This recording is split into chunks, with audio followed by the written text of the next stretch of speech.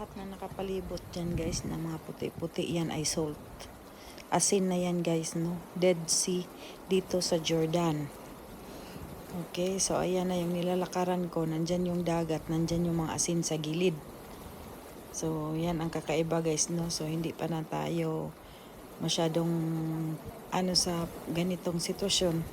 Itong ganitong may mga asin kasi sa atin sa Pilipinas ano lang naman, maalat lang ang dagat pero hindi ganito kaalat. 10 times siya sa 10 times ang alat niya sa normal na dagat. So ayan guys, nag-video tayo guys dito, nagpalibot, umikot-ikot.